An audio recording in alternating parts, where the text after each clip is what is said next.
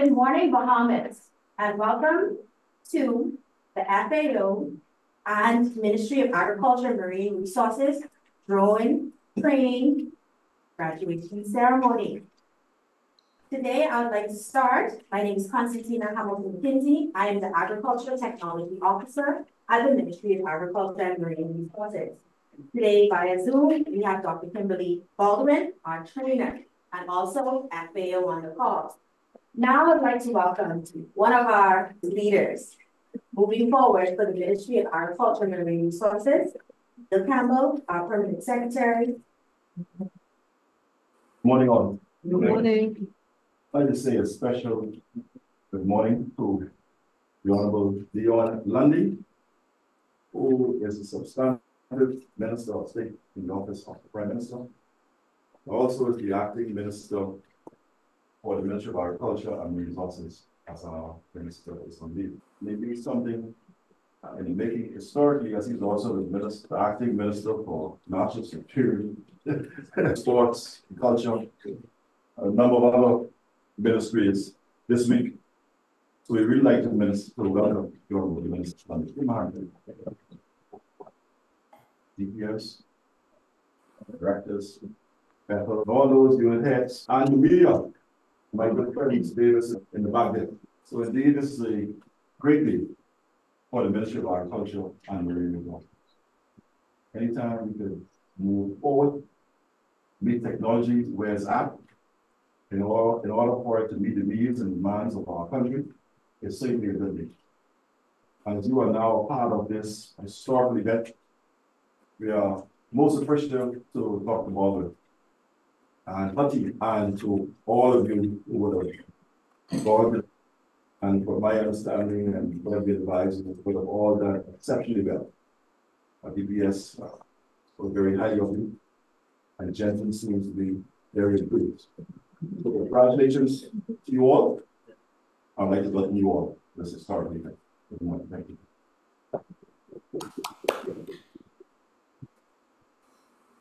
Welcome with remarks. The Honorable Leon Lundy, Acting Minister of Agriculture and Marine Resources. Sorry, my apologies. Got caught up in historical. Ladies and gentlemen, very energetic, beautiful individual, was a confidence of the Honorable Prime Minister at his elevated most recently to his role as Minister of State in the office of the Prime Minister. And they would have said earlier, there was a number of acts this week for other members of the cabinet ministries where they too see the wisdom and knowledge and we hold them in high regard as well as their colleagues who will adopt the vision and show the same sort of enthusiasm as they would each and every day. Thank you. Yes, well, for that great introduction. I know my mother would say that she would have been proud. Definitely. Thank you for the confidence. And on the protocol already established morning. As we are a nation of 700 islands and keys, the government of the Bahamas has a monumental responsibility to monitor, maintain, and manage the country's land and ocean resources. Fortunately, with the advancements of technology, we are building the capacity to tackle this challenge. The Ministry of Agriculture and Marine Resources is striving to use innovative technologies and methodologies to improve our services to the Bahamian people. Today, through the help of our international partners, the FAO and the Marine Spatial Information Solutions, we are a step further in this mission. The FAO provided the Ministry of Agriculture and Marine Resources with 4 drones.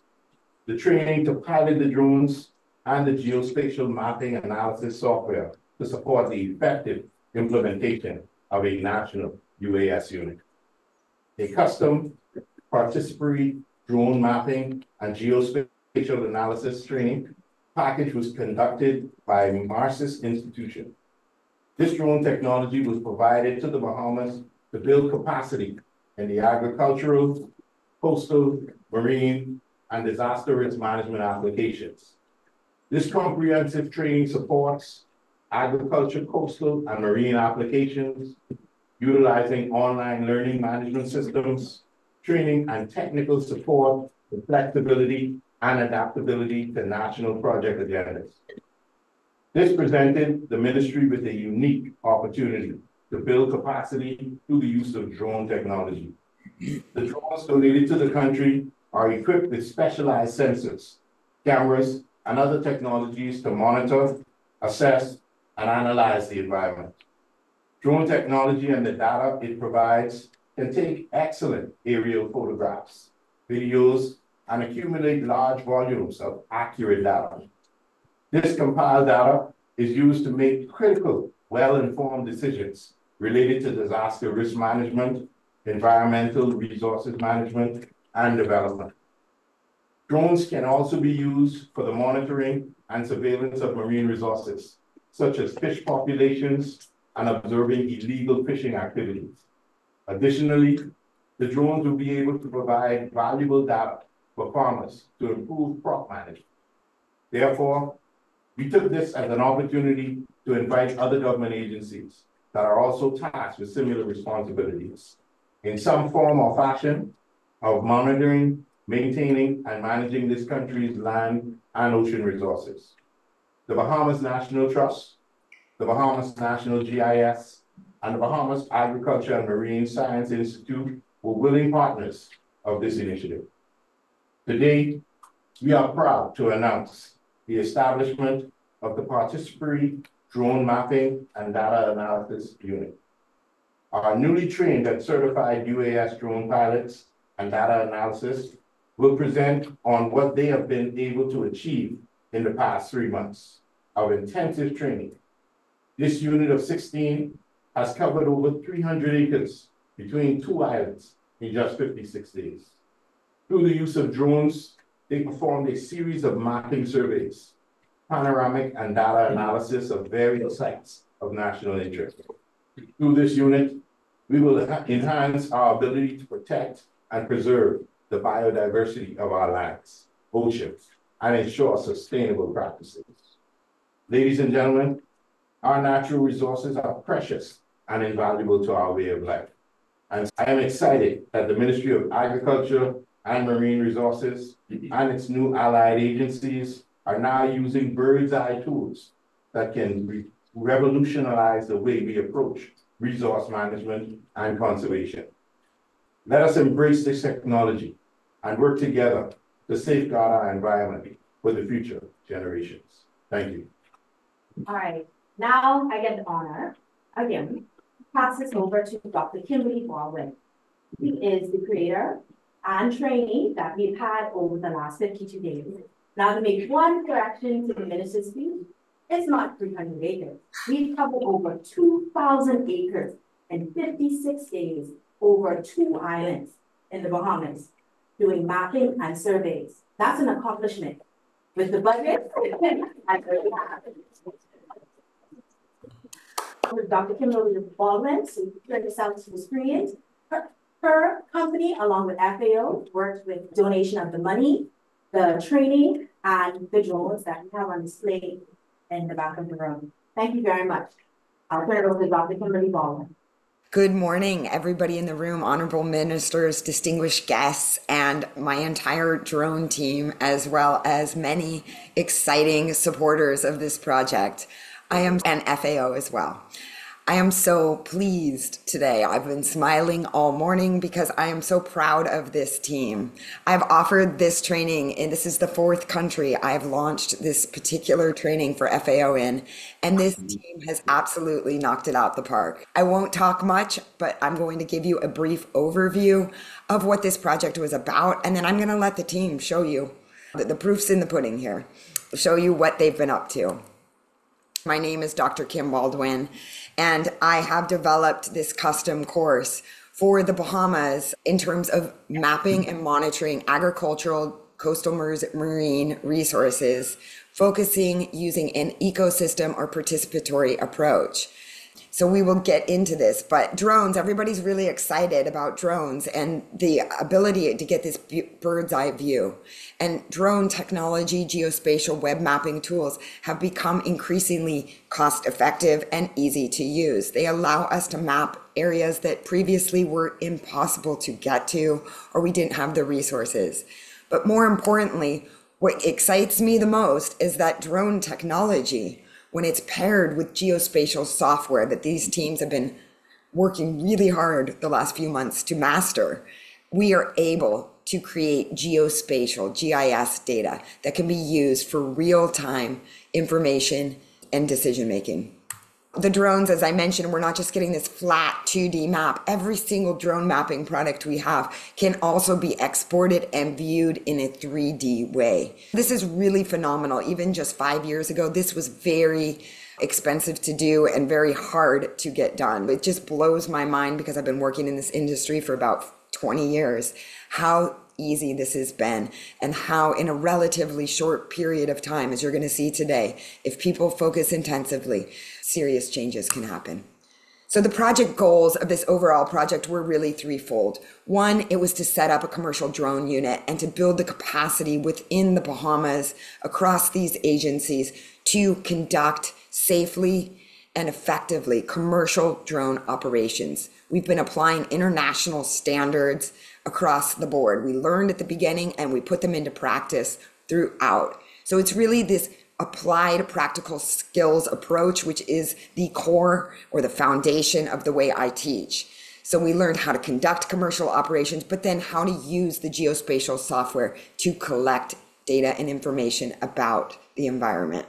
So overall, the goal is that this tool, whether the drones, the software, and all the new skills, can be used to improve environmental decision-making in the Bahamas. So who are we? As the others have mentioned, this is one of my most exciting teams because we are so multidisciplinary. We have a variety of different agencies that have worked together without a hitch. Collaboratively, you can see 5 different agencies have worked together on this. We had a split of the teams. We have 8 drone pilots, which were also trained as analysts. So don't think they're just a pilot. They know how to do all the analysis as well. And then 10 focused geospatial analysis. And so those people's focus were assisting the pilots in the commercial operations and the collection of data, but also the analysis, the information generation. Also, these teams, another notable fact is that we had a larger percent, about 60% women on the team. And these locations was not just in New Providence. We had another team, a sub-team of 4, operating and conducting mapping exercises in Grand Bahama. As I mentioned, and it has been mentioned, this is approximately a 3-month training. But what you're going to see today occurred by the pilots and the analysts in about a 10-week to 12-week period, a very short time. So the project was 3 months, but they've been working less than that on this, the results you're going to see today. As I mentioned, it was a focus it's a blended approach. They used a training academy and 2 one-week boot camp in-person training sessions. I call it boot camp, and they can tell you why. It was full on. 8 hours a day, 5 days a week. We went hard. I try to cram in as much as I can so that they really are as knowledgeable as they can be. And then they went out over the last few weeks and they have developed their own sites, set them up, planned them, analyzed them, and created data. And today, the final test, can they effectively share and communicate what they've done? As I mentioned from the start, I had developed a draft operations manual, which was based on, I've been doing research for about 7 years, international best practices and policies for drone commercial operations. We worked hand in hand with CAB, the Civil Aviation of Bahamas, from the outset of this project to ensure that our policy, so this policy was developed for the ministry. This is the ministry's rules, procedures, data collection, protocols, flight checklists, etc., that they will implement under this unit. And so we worked with CAB to make sure that everything we do is in alignment with their policies, their procedures. And so we've been revising this document.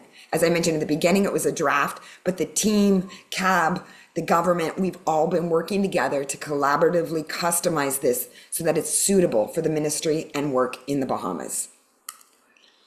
As I mentioned, the entire course was supported. I have an online training academy. It was blended. So the students didn't just get Zoom sessions or in-person sessions. They were able to revisit all of our meetings. Everything was recorded and available online. I've written guidebooks. So they had all types of learning resources, YouTube videos and presentations to support and reinforce. And if they needed more time in the evenings to rewatch things, they could. The first main module of this course, as I mentioned, was commercial operations.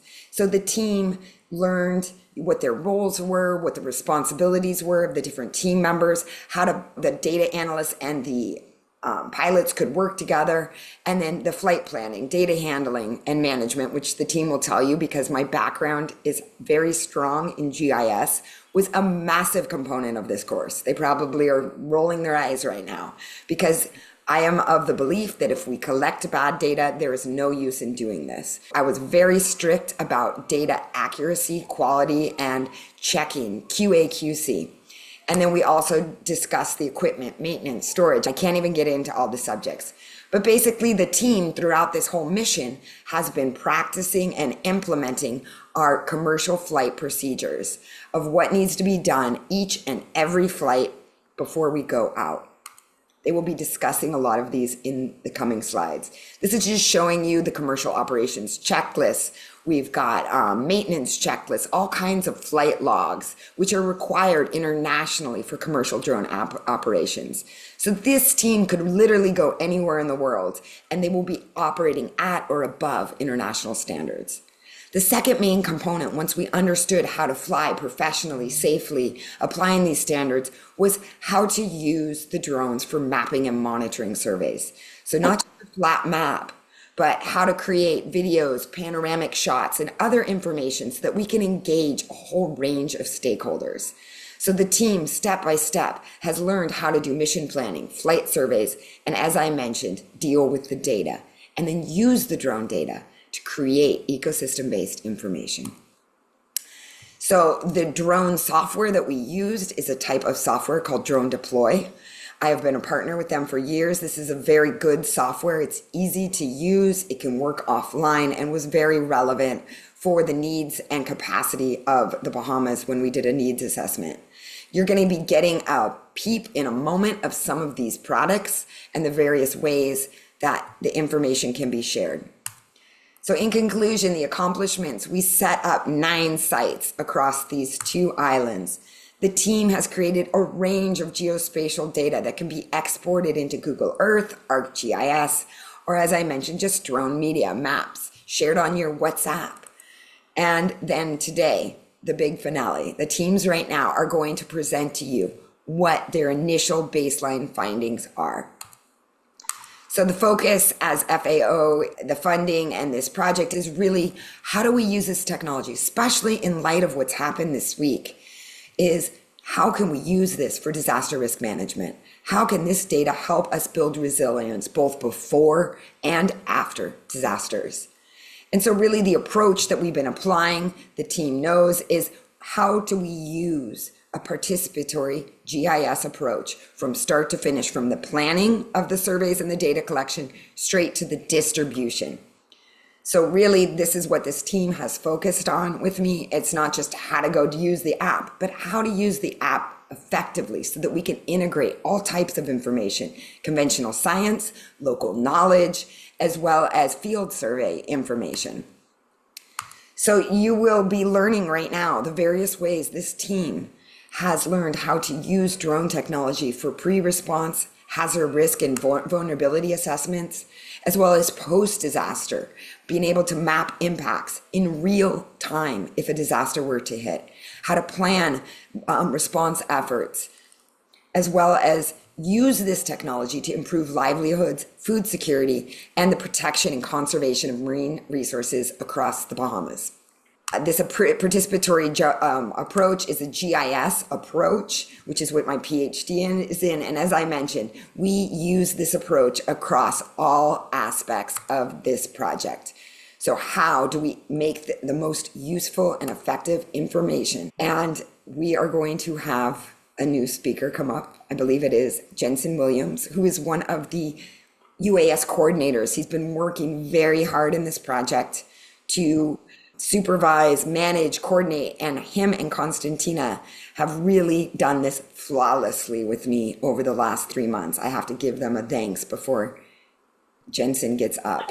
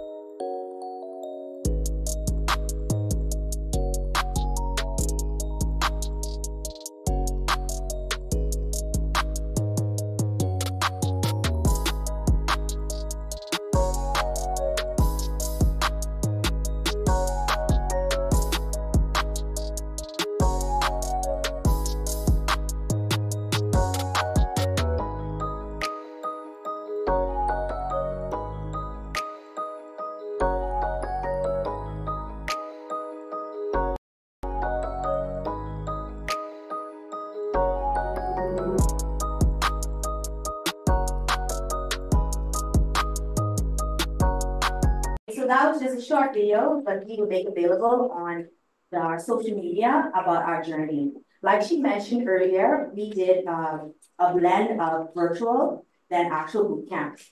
Those boot camps, as my colleagues will say, was intense. So the Bahamian heat is a different type of heat going out there, but it was important for us to go with safety and protocol.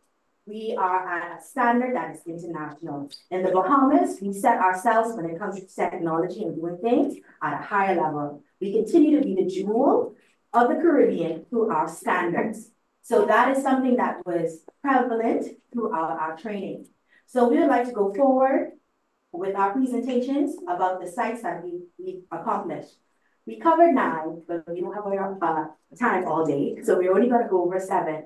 What you're going to see is how we executed the protocol, checking out the sites, determining if we can do it, and then also the type of mapping that we're doing is called participatory.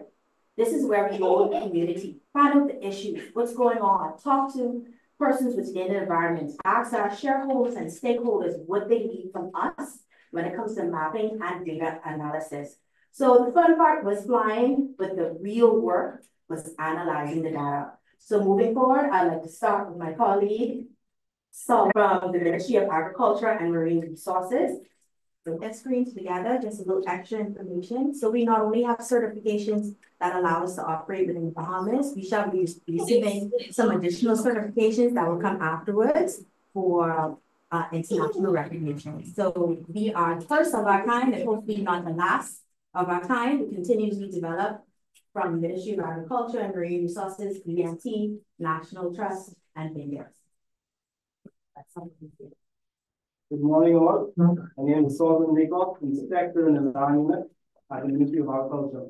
My teammates, Ariana Knowles, Agricultural Extension Officer, and Monica Brown, Science Officer at BNC. We did a mapping of the southern portion of Carlton Road. This is the most commonly known farming area in Nassau.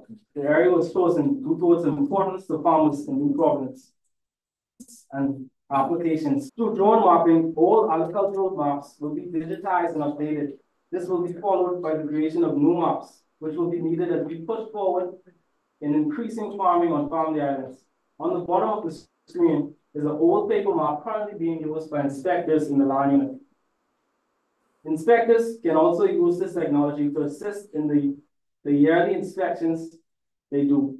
They can be educated through drone mapping to give farmers assistance through the use of plant health mapping and other useful agricultural features. It can also be used in collecting data in situations of uncooperative leases.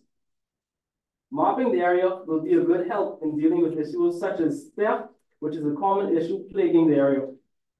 With the introduction of drone mapping, we can find commonly used routes of thieves. The information can be used to warn farmers or partner with local law enforcement to help better monitoring of these high traffic areas.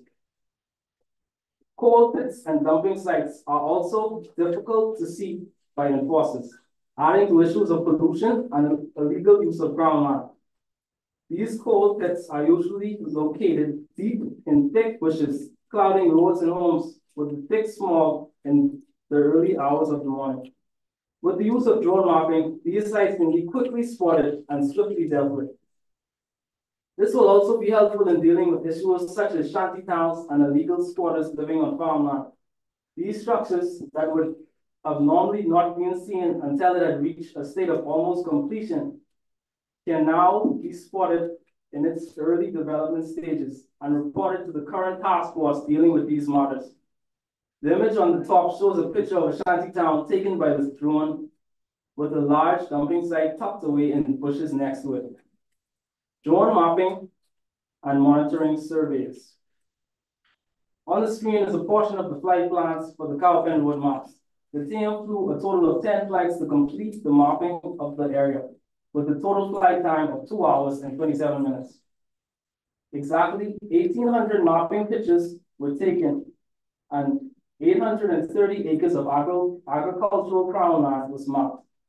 An ortho-mosaic resolution of 3.5 centimeters per pixel was obtained, and a 360-degree panel was taken over the portion of the area.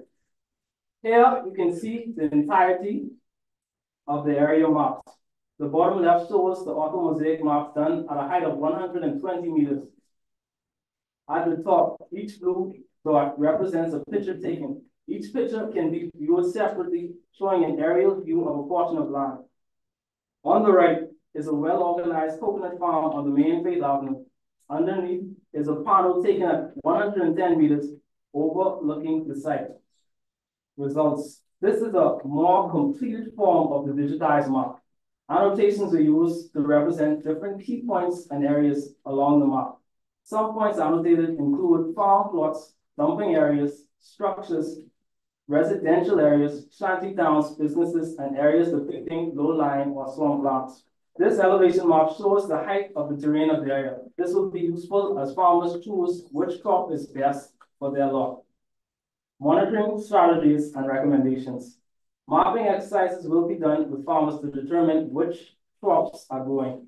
Ground truthing field surveys will be done to assess health and condition of farms, crops, and other vegetation. Livestock conditions will be monitored for potential problems and to optimize field management for pastures. The site should be flown at least every 6 months to ensure effective data collection and monitoring of farm cycles. Thank you. And good morning, everyone. Good morning. So I'll be presenting to you on Montague Beach. We do have the fort there, which is a historical and cultural site. We also do have persons that venture there for Montague Beach, as well as Montague is also a major landing site for seafarers around docks as well as marinas. So moving on to the next slide, Montague Beach, importance and applications. All right, so I am a fisheries officer at the Department of Marine Resources, and as such, our interest would be fisheries focused. Applications would include fisheries monitoring and surveillance, which could include vessel tracking, air inspection, as well as identification of the stalls, the products that are being sold on Montague Beach. Coastal and marine mapping of habitats, and you'll notice as I get into the presentation that we would have also noticed anchor damage around the Montague area. And like I mentioned, tourism and cultural site, as the fort is there, tourists venture there often for food, for the beach. You'll see a 3D model of the fort as well as I go along. And this drone technology would allow us to also track changes in the beach. So beach erosion, you can look at the coastline, the beach profiles, and like I mentioned, the fish landing sites, the structure. All right, so drone mapping and monitoring our flight survey, like my colleague would have mentioned, you would have seen some of the flight plans from drone deploy. The first photo shows the standard map and model. The second photo to the right is a video plan, and the last one further right is a corridor. Now, the flight summary for Montague, we did 12 flights. We completed it in 124 minutes. We took 477 photos. We had 10 maps. We had 1 3D model, 6 panels, 11 pics, 6 videos, as well as some free flags. All right, so here you're taking a look at the 3D model of Fort Montague. The drone technology with the Drone Deploy app allows us to create these kinds of images, which is pretty cool because I don't think we've ever seen something like this before. Fort Montague specifically. Okay, so moving on to our base mapping and site results. So to the left side of the screen, you will see a completed annotated map of Montague. There's a lot of colors. There's a lot going on because we found a lot at Montague. So we did some measurements for the dock, as well as for, that would be the ferry dock, as well as the Royal Nassau Sailing Club. This would give us information on size, on boat slips, which would be very good information in the event that, especially with the sting operation, we know exactly where we need to go. We did measurements of different areas for Montague, restrooms, the seafood landing site, and in particular for the seafood landing site. What I did was made a map based on all of the stalls and all of the owners. So in the event that we wanted to do a special operation, this particular stall is where we would go. We also were able to zoom in real close and get a count of the coolers. So if we find something out there, we know exactly whose own it is and where to go. All right. Count of coolers were also done, like I mentioned, for the seafood stalls, and we found some critical areas of concern in which you see those yellow circles around. So while flying Montague, we found sunken vessels, we found sunken tires, we found an extensive amount of anchor damage. You can see that in the photos. Anchor damage on Montague is really bad. Now, the Drone Deploy app allows us to identify critical issues and to categorize them from minimal to critical, so we know exactly how bad the issue is. The app also allows us to attach a dollar value to the issues if we intend to fix them.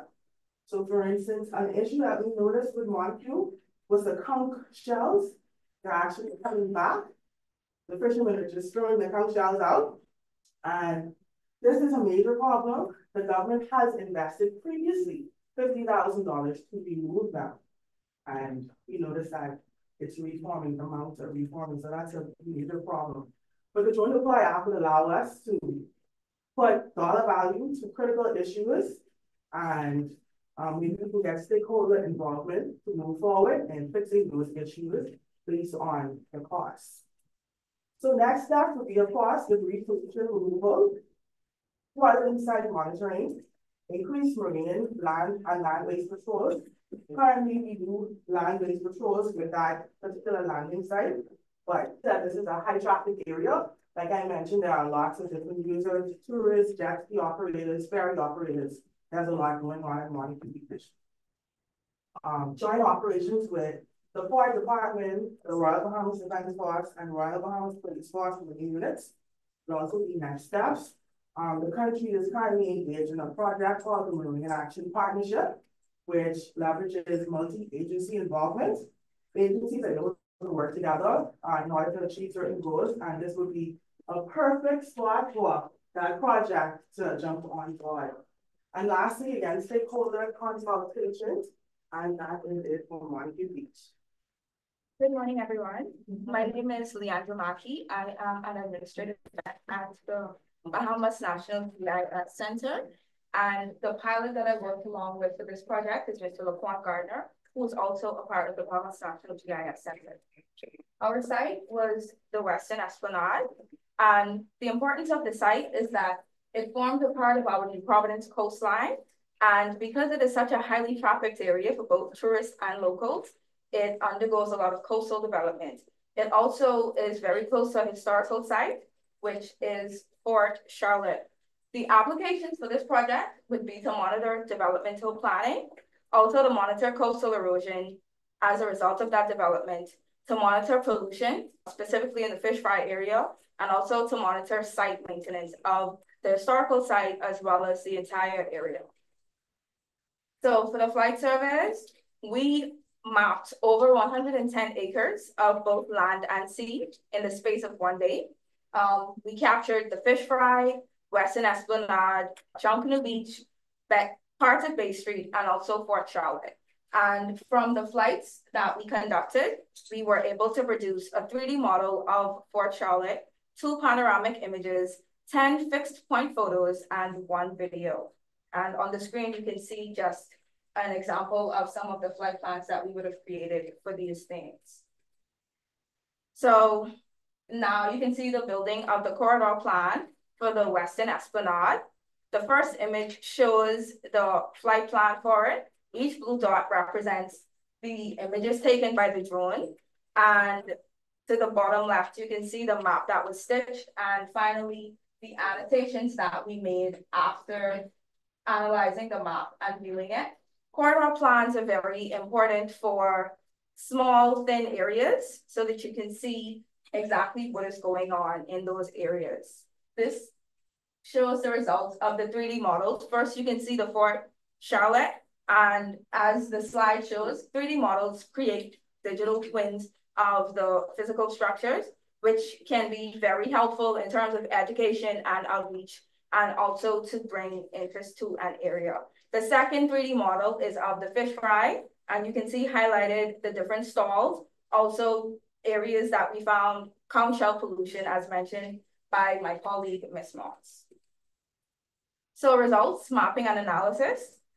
We have on the screen a metadata table, and this just shows what we really wanted to find in all of the areas. We highlighted the resource users, which is the public, vendors, also tourists. And the top image shows a digital elevation model, which can be important for just knowing how high or low an area is. And at the bottom, it shows the fish fry map that was done with the annotations. And like I said, we pointed out the stalls. We also pointed out the event spaces, public areas, as well as any areas of pollution that we may have found.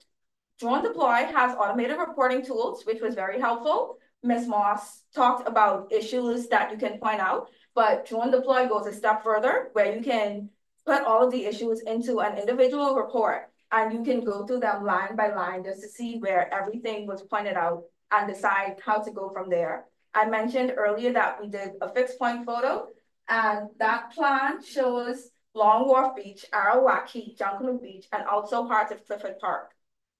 So for our monitoring strategy and recommendations, we think that it would be best to monitor the area monthly because it is a highly trafficked area. You have to take into consideration the time that you go because tourists are there mostly between the hours of 11 a.m. and 4:30 p.m. It would best be go first thing in the morning or early in the evening. And we think that spatial analysis can be taken up to see the habitat change over time.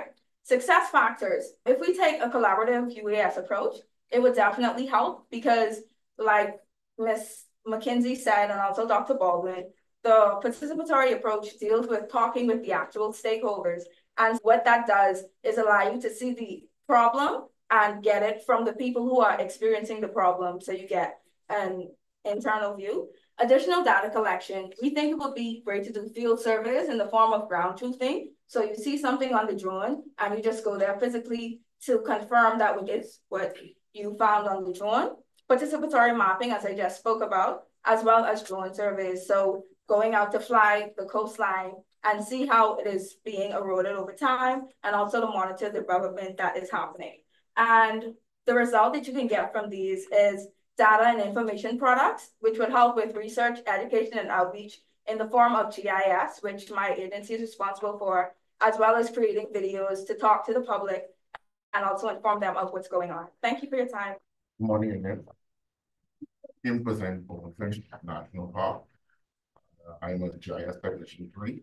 at the Bahamas National Geographic Information System. Hopefully, we'll be able to showcase exactly what we did and show you exactly what transpired during our mission. National Park is the last remaining intact mangrove system on the province. All 4 mangrove species are represented, and they serve as nurseries for many bird species, such as the protected Nassau grouper and spiny lobster. The park has tidal flats and acts as a habitat for some bird species. The park serves as an educational center, recreational area for swimming, snorkeling, kayaking, wildlife, photography, and hiking. The site is currently managed by BNT. Based on the great environmental impact of the Bonefish Park National Park, it is imperative that the site is monitored to ensure everything is intact. Habitat monitoring is done to evaluate the effect of ongoing restoration to the park's mangroves. Surveillance is necessary to ensure that the park is being managed properly and for early detection of illegal activities. Due to the land use of the borders, BPNP has to deal with a number of illegal activities. The residential areas in the southeast possibly attributes to the illegal dumping. The agricultural land to the north may not be responsible for the illegal fires within the park. The western border of the park is undergoing private development, which reduces the risk of encroachment into the park boundaries. Unrelated to the terrestrial boundaries is the poaching that sometimes occurs in the park. So this image showcases the map that we did. We took the drone image, the author was the image that we created using drone deploy, flying the drone at 120 meters within an area. And we pulled that image out and we use the program that we use on a daily basis, which is Esri ArcGIS Pro. And we created this map showing the Bonefish Pond and our results of what we did. The red boundary here, as you can see, is the MP80 marine protected zone. And we are showing that we have some nurseries going on there.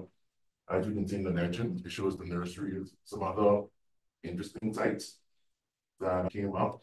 We're also showing that we can actually take the image captured from whatever we do to make the national map and put it out there for display as a national product.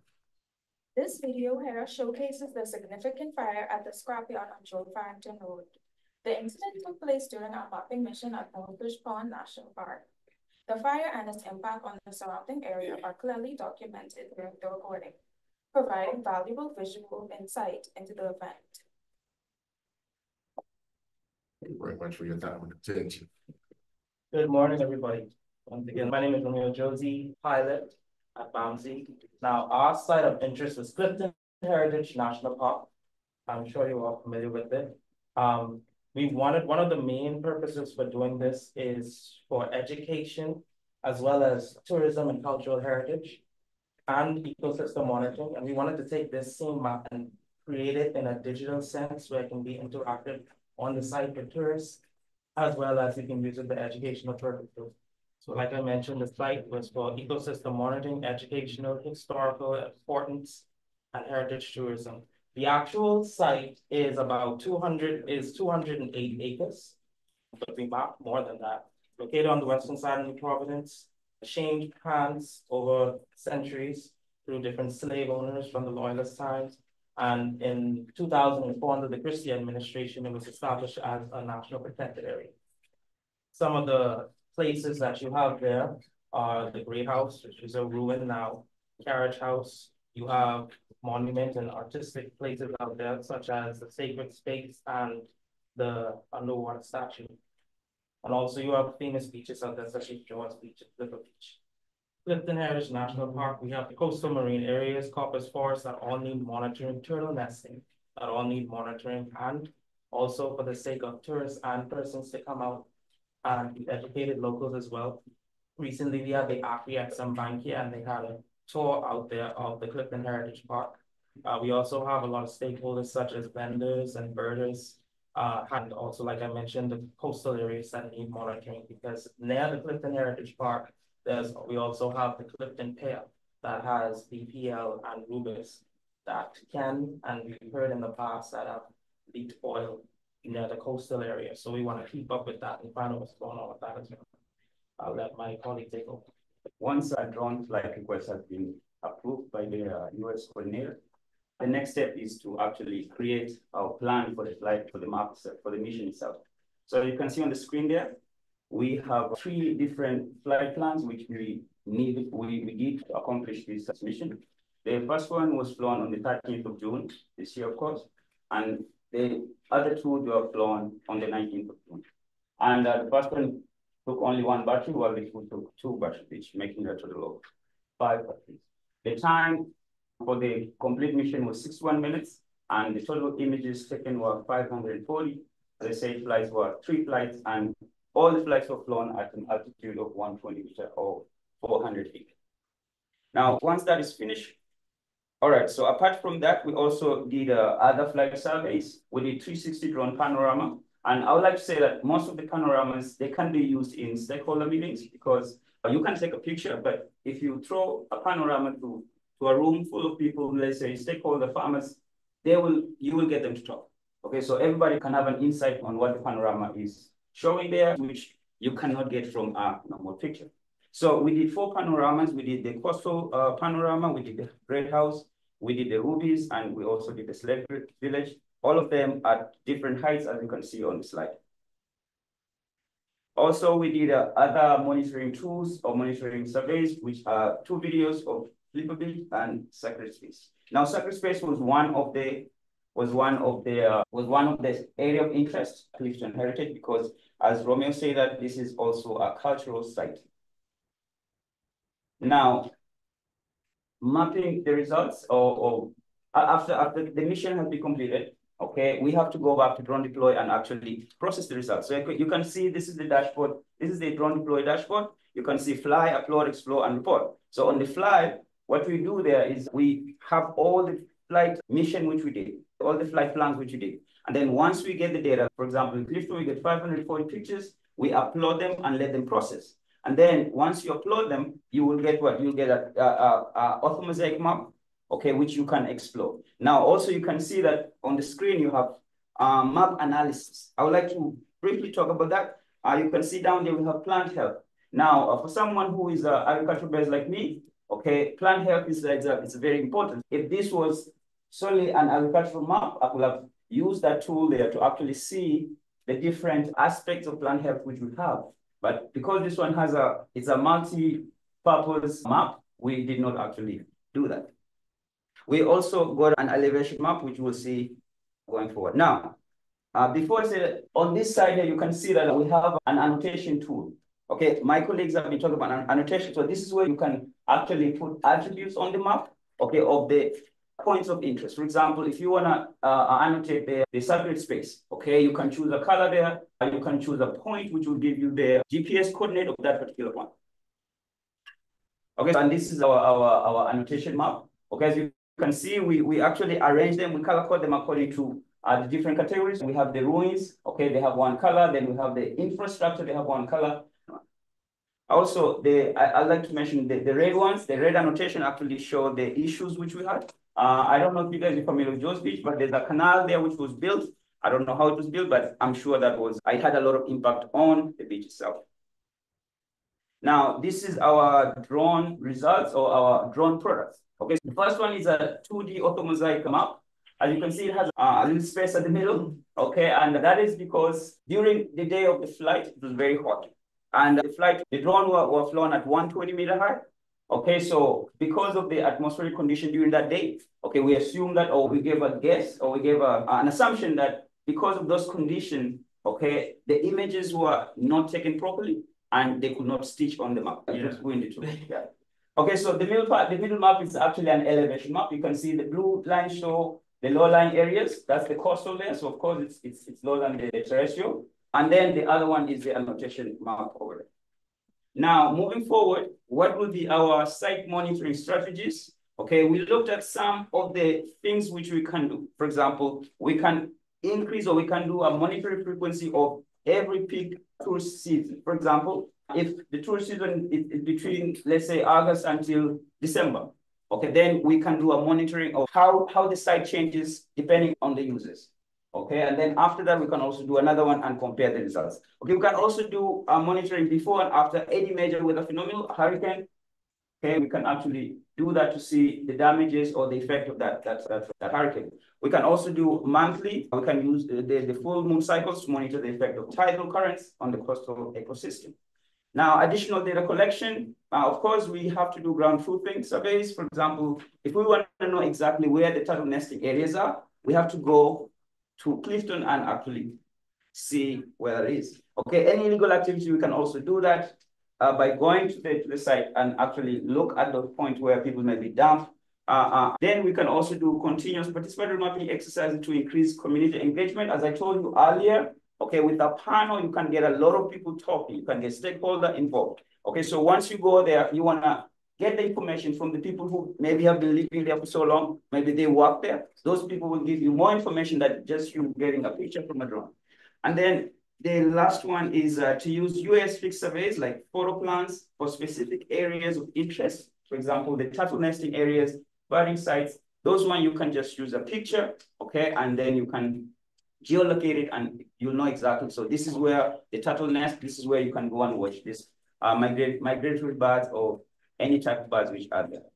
And with that, I'd like to thank everyone. On behalf of Zimbabwe, thank you.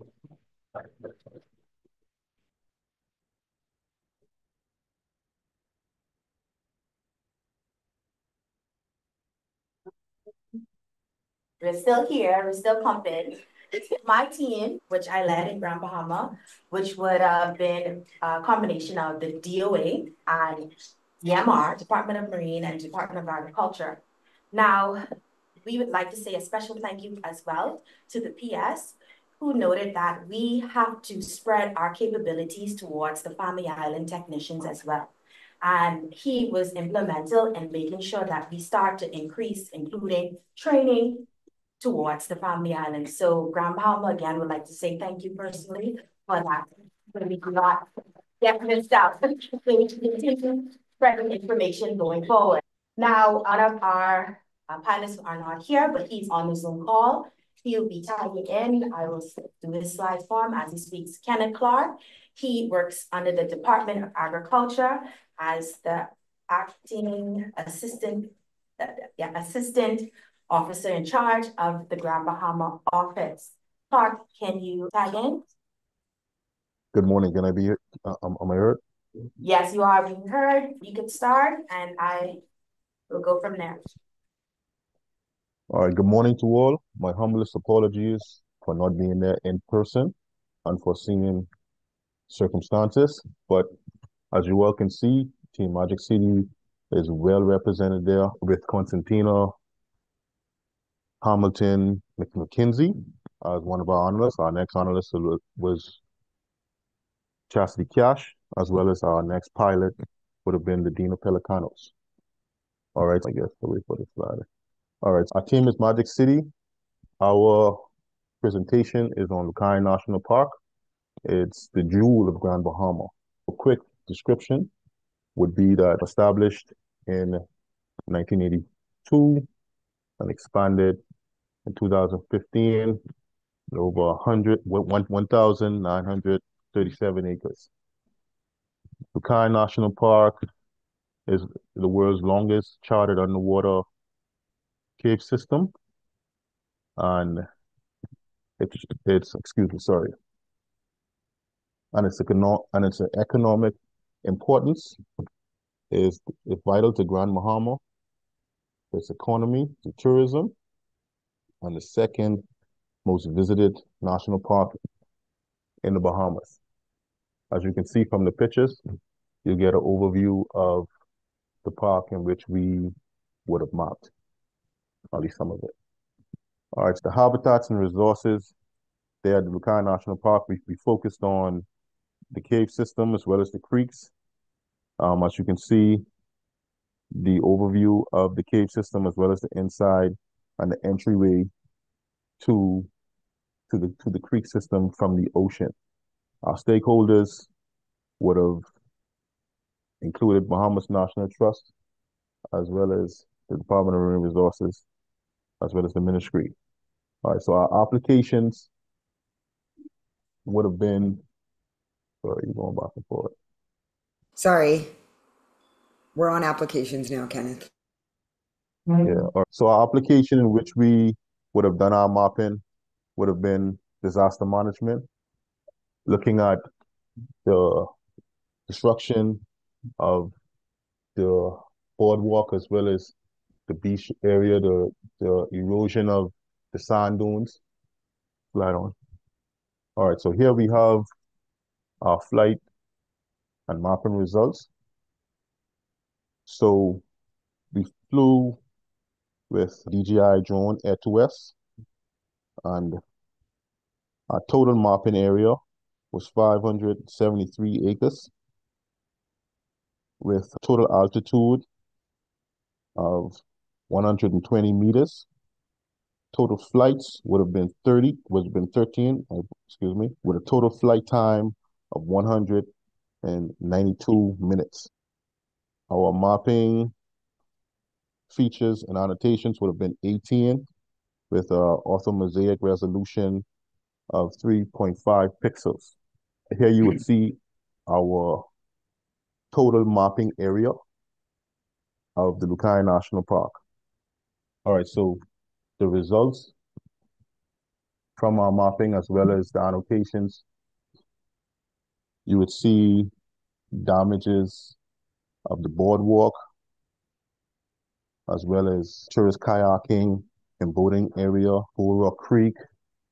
We have annotations of our cave system, just specifying where the caves are, as well as the creek itself.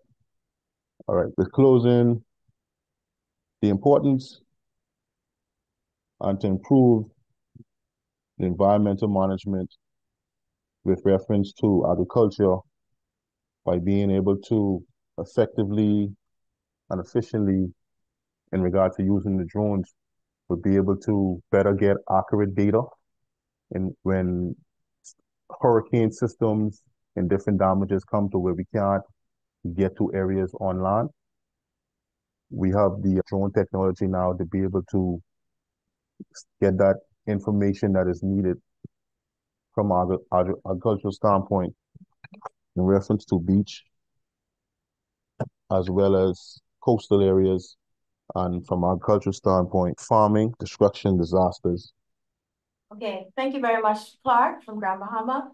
We just have one more last presentation to come up, which will be from the Head Fisheries Officer from Bahama, Miss Ladina Pelak, to do the last area, which is Dover Sound.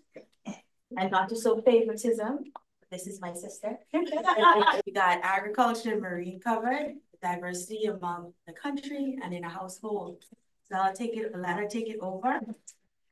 And just to make special mention, the Grand Bahama Port Authority gave us permission to go over this area because they're looking forward to working with the Ministry of Agriculture and Marine Resources to bond together and continuously work on our marine resources together. Thank you. All right, good morning, and thank you so much for that introduction. All right, like she said, my name is Ladina Pelicanos. I am the Assistant Fisheries Officer that is responsible for the islands of both Grand Bahama and Grand Key Abaco. In this project, we have Assistant Fisheries Officer Chastity Cash, who would have been one of the analysts. And in addition, we also had Constantina Hamilton McKenzie, who was also an analyst, and Mr. Kenneth Clark, who is virtually present as our engineer. It was very unique for this particular site here in Dover Sound because we do have, who was present actually while we were mapping this particular site. All right, so just to give you a brief overview of the importance and application. So why was it so important to us? This particular site has a canal system that is surrounded externally by a mangrove system. And this particular mangrove system was also damaged by Hurricane Dorian in 2019. So why was it that these mangrove systems are important? These act as a fish nursery. So while we were there doing some initial ground truthing, we would have noticed that there were some fishes, Nassau grouper, mangrove snappers that were actually in that habitat. So some of the marine resources that we would have identified was the fish nurseries and the creeks. as well as some of the marine resources, the resource users, which would include the kayak operators and fishermen using the landing sites. So what is the space used for? It's considerably fishing, which would include bone fishing and some slightly commercial, kayaking, bird watching, recreational and residential activities as well. So monitoring applications. So what is it that we wanted to monitor? The growth and health of the mangrove system, the structural stability of the canal system, and identification of multiple entryways into the canal and mangrove systems for possible poachers. So just to summarize, Urbana Moss Road would have given you some background information. We do marine and land enforcement, so we do get active calls coming in where we do have to act. All right, so the infrastructure for this particular project, we would have considered the canal systems, as this is a developing area here, the boat ramps that are utilized by the fishermen, as well as the kayakers, as well as the roads. The threats that are associated with this area are poaching, pollution, as well as mangrove destruction, and the jurisdictional boundaries come under the Grand Bahama Port Authority, as this is mainly a residential area. An additional stakeholder that we would have included is Waterkeepers Bahamas, who was involved in the mangrove restoration of that area. So this was key in this particular project as well. So here we have some photographs. Like I mentioned earlier, we would have observed some great mangrove snappers. So we also have a nighthawk, and this is a file photo from a previous mangrove restoration project there in Grand Bahama. All right, so let's talk briefly about some of the flight plans. So what we wanted to do was create a standard-based map, as well as a video plan of the area, because we know that the resource users, the kayaks, use this particular trail in the northern area of the map. So we wanted to ensure that we would have incorporated this to get a bird's eye view, and also to see the efforts of the mangrove restoration. So additionally, we wanted to ensure that we would have captured a lot of photographs into this project as well. So what does our results include? What are our preliminary site findings? So we would have utilized the DJI Air 2S, and we would have flown at 110 meters. We would have had a total of 5 flights, which lasted about 55 minutes. We took approximately 394 images, mapping 174.2 acres. The orthomosaic resolution was very successful with 3.3 centimeters per pixel. We have a beautiful elevation model, which was taken at 13 centimeters per pixel and a map overlay. So we would have gotten a map from the Grand Bahama Port Authority, which was very important to help us plan the mission. So you're going to notice in one of the upcoming photographs that there is a map of the residential areas and different features. So this picture here shows the elevation model. So as you can see, the blues represent, the water. And then you can see it goes into different colorations to show the different levels with the yellows and the blues. This is the integrated map that we would have used in our planning as well. All right, so here now we have our metadata table. So this is what we utilize to help plan our map. What is it that we need? Who are the resource users? What is the infrastructure? And so we would have used these different color codes because we needed to place them as annotations on the map. So what are our baseline results and findings? So this right here is our complete annotated map, where you can see in purple, we have 2 damaged programs, which are annotated here on the map. The red that is going along the canal systems would indicate the complete wall, the incomplete wall, that is approximately 2,830 meters.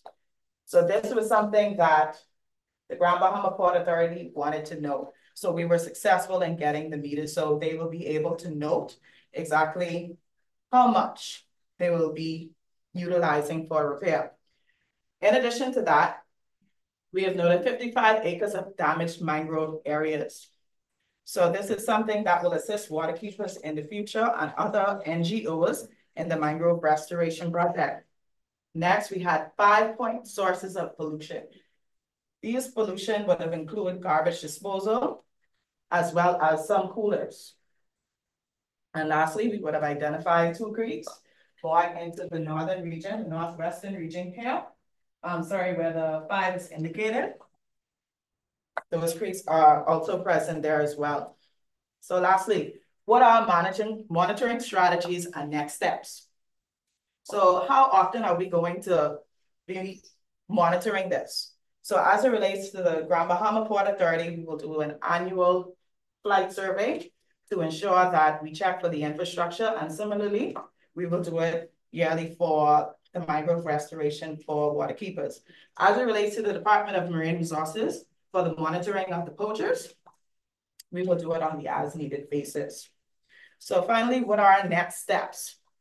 Stronger collaborative effort as it relates to participatory UAS approach. So this would be inclusive of mangrove restoration projects,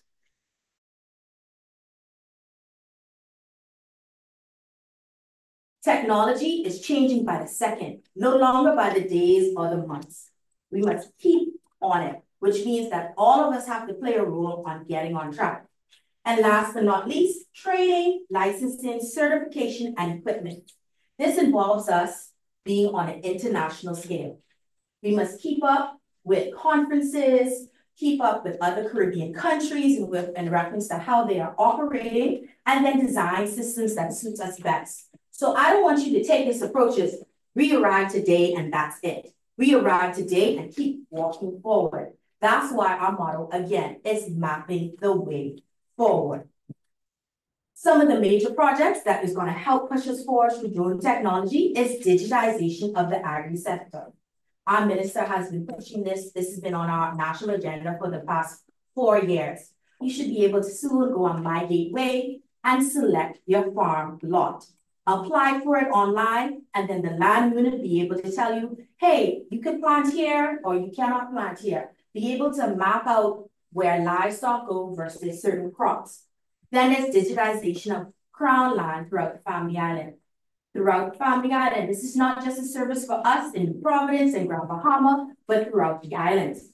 Next, BAMSI student pieces and research papers. One of the crucial reasons why we included BAMSI is because the students are next generation. The students are the ones who are going to be our politicians, our PSs, and our technicians. Let them have access to the technology so we are producing our research. We need to have our thesis papers with Bahamian names on it, that we are producing publication. Last but not least, the Ministry of Agriculture and Marine Resources Disaster Risk Management System. We do have NEMA and we have national agendas, but we do want to focus on making a system specifically for us.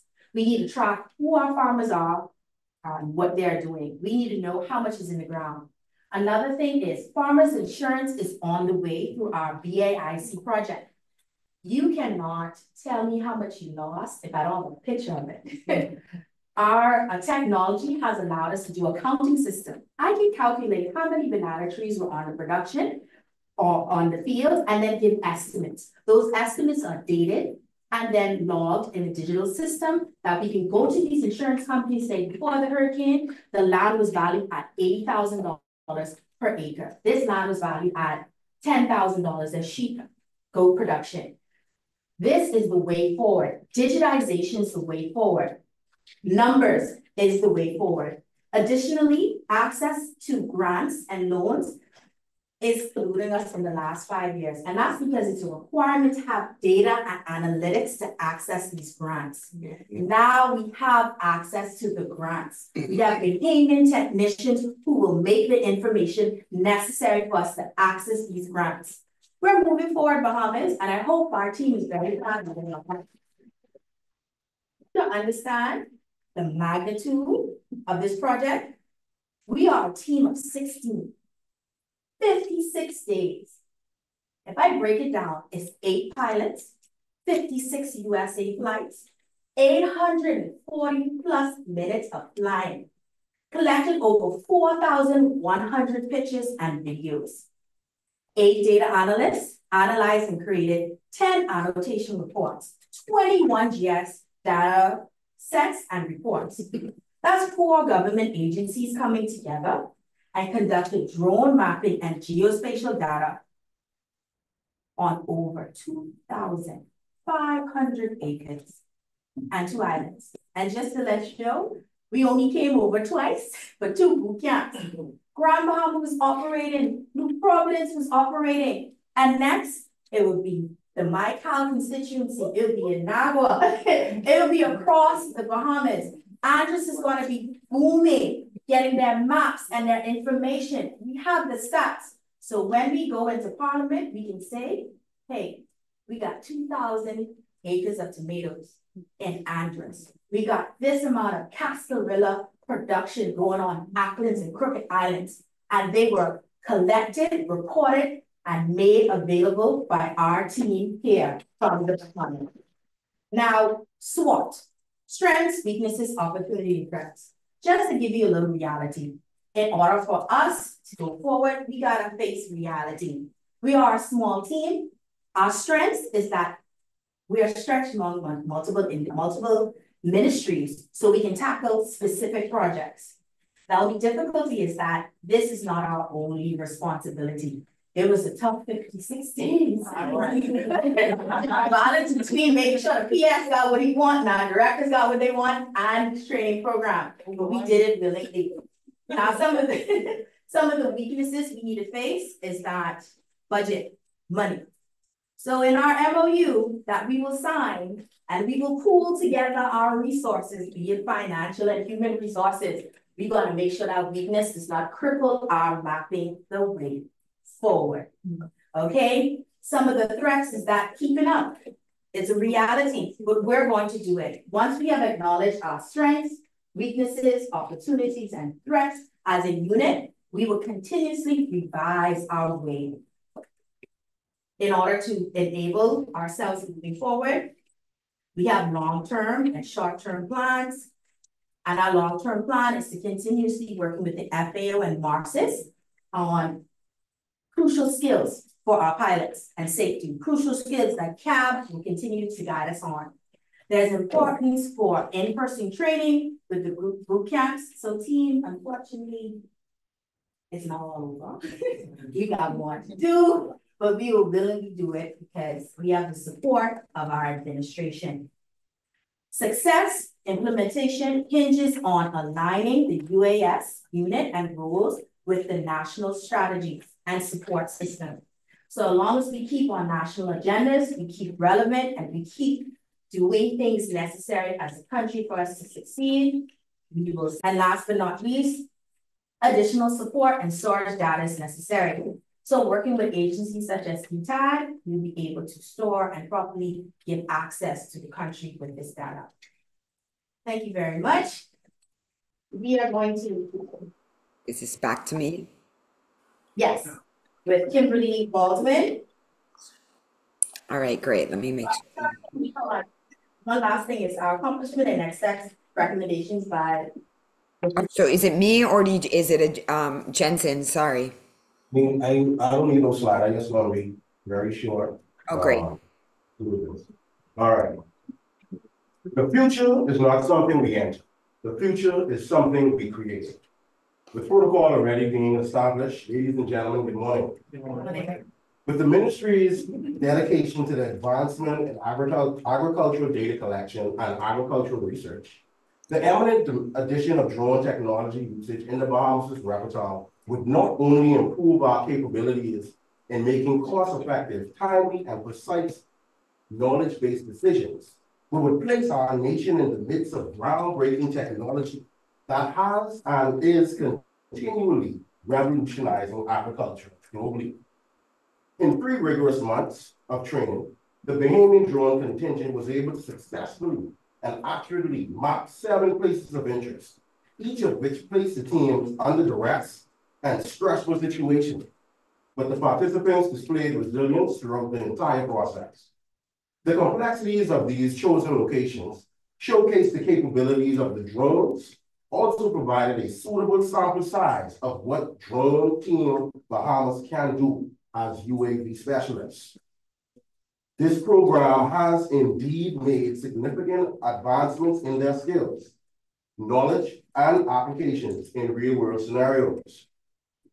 The next phase would require integration of drones into our national policies, expand training methods to cover advanced techniques skewed to improve the way we currently do our jobs, collaboration opportunities with industry stakeholders and regulatory bodies. Aligning the drone initiative with existing policies would streamline operations, ensure and encourage compliance, help promote standardized practices for safe and effective drone usage across the length and breadth of the archipelago.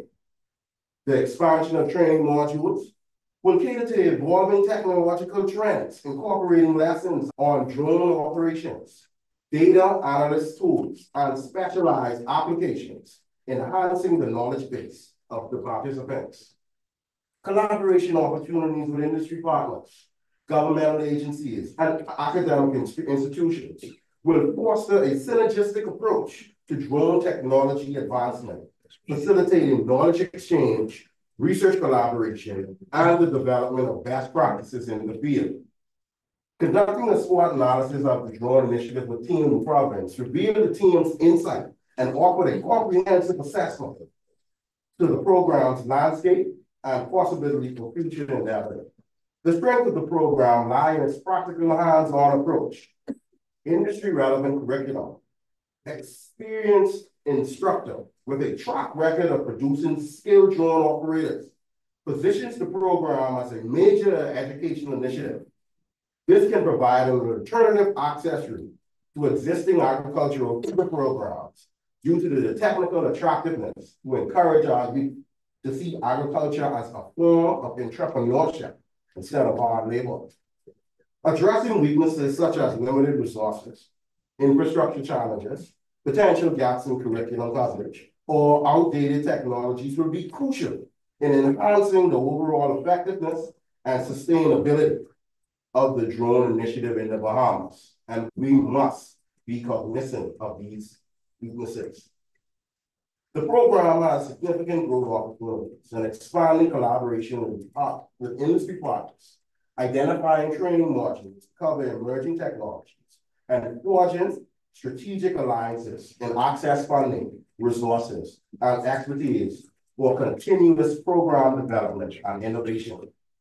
The first to consider are identifying and mitigating threats, such as regulatory changes, cybersecurity risks, market competition, or public perception will be essential to safeguard the integrity and sustainability of the drone initiative of the Bahamas.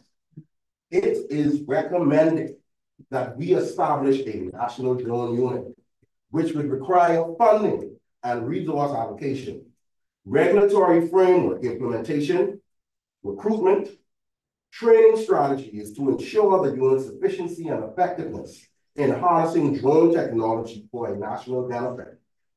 In conclusion, there are a plethora of uses for drone technology in the Bahamas, and as mentioned and displayed by my colleagues, tons of ways that we can utilize this process to make our jobs easier. From surveillance of our waters and protection of our marine resources, to accurately mapping out emergency pathways in the event of natural disasters, to assist in the protection and identification of our indigenous species, fauna, and flora, to the potential addition of drone training at Bouncy, to the platform of smart and precision agriculture to assist our farmers. Indeed, the benefits are insurmountable. Drone Team Bahamas, fly high, fly safe. Thank you. Fly high, fly safe. Bahamas there, can't take that one. Okay, so we're wrapping up. We're getting ready to certificates for great people. Ministry Dr. Kimberly just wants to give a word, and I feel light word just to close up when we do the certificates. Dr. Kimberly? Yeah, I just want to say I'm so proud of you guys. Those presentations were fabulous. I feel like all of our hard work has definitely come to fruition, and I really can't wait to see what is next for this team. So in closing, what are my recommendations for success? We just heard some great stuff from Jensen as well as Constantina, but really that long-term technical guidance is going to be needed for this team. Some of my teams, University of the West Indies, I coached for 4 or 5 years. This is just the tip of the iceberg. So really also they've highlighted on these, so I don't really need to get into this. This internal structuring, how is this implementation going to happen post-training? What are the priorities of the government, and aligning this team with ongoing national projects will be key. I think we all understand virtual training can take you so far, but really the in-person boot camps, the hands-on skills, as well as the partnerships and the camaraderie that was built throughout this training was extremely useful. I also would recommend, and we don't start with this in countries, is especially because the focus on agriculture is in the future, once this team has gone out and they keep practicing, keep collecting more data, is within the near future, looking into obtaining and getting training in more advanced drones, high accuracy drones with multispectral sensors. We were just using drones with regular cameras on it for this. But in terms of agricultural mapping monitoring, using a multispectral sensor would be extremely useful, especially for research applications in terms of BAMSI and Bingus, the high accuracy survey grade. As you saw, our accuracy on this product was pretty good, plus or minus about a half a meter. But with a high accuracy drone, you can get centimeter level accuracy geospatial data. As we mentioned here, really aligning this team and roles with data management workflows, including Bingus and the digital transformation project. So the team has learned, I think, the importance. Drone deploy is great. It allows us to create the data, but the geo database, the data handling, the management, the geo database structure needs to happen on a national scale. And this drone data can now easily be integrated in. So a lot of focus would need to be planning in terms of how we're going to integrate this data moving forward now that these skills exist. And last but not least, remember this project under United Nations FAO, this was a 1 license, 1 year drone deploy and software license. So we've got drones, we've got iPods, we've got hard drives, but the hard drives are going to get filled up. So thinking about the storage, the handling of this data, as well as licensing. So to be able to scale this nationally across the Family Islands would require more seats in the software. So these are just some things to start thinking about now, because I know the way governments move and planning, you need to know far in advance, right? So those would be my recommendations. Riza from FAO has got some closing remarks, and then we are going to let the team there have their final closing certificates. The last thing that I don't think was clearly mentioned, but the draft operations manual does exist and can be handed off to CAB today, the Civil Aviation. We've been working closely with them. They can review it, revise it, and provide any final feedback. I know that we've been sharing things with them all along, but I'm very happy today, CAB, and thank you so much for all the participation, support, and guidance you've given us over the last few months. Riza from FAO. Thank you. Hi, good afternoon. Good morning, good afternoon, everyone. Thank you. Observing all protocols previously established, I am Riza Spencer, representing FAO Sub-Regional Office in Barbados, and I would like to extend our heartfelt congratulations to the 16 officers who have successfully completed our FAO Drone and Geospatial Participatory-UAS training program. That's a mouthful, but congratulations to you all. And this was conducted in partnership. Oh, yes, clap. I can see you guys, but I can't hear it. Conducting in partnership with Dr. Kimberly Baldwin and her company, Marcis. This program represents a significant milestone for FAO in our ongoing efforts to integrate advanced drone training and technology into agricultural monitoring and management strategies. And with this successful implementation in Bahamas, this marks the 6th country in which we have been able to establish and successfully complete this program. So claps to that as well. Also, the diverse case studies presented today by the officers were very impressive, demonstrating their understanding of the technology, and it is clear that they are well prepared to propel all the agencies of the goals with their expertise. Today's presentations, I know, were just a glimpse of the capabilities. I know Dr. Baldwin would have taught a lot more, and it was too much to fit into this 2-hour time slot. But it's very encouraging to see your focus as well on advancing your national projects that you've identified for mapping the way forward. I really like that slogan, and I think it summarizes everything so far. In conclusion, I just wanted to thank everyone for their participation and contributions to this program, and we eagerly anticipate to continue the advancement of agricultural and coastal marine monitoring in the Bahamas. So thank you guys so much. Have a wonderful day. Thank you.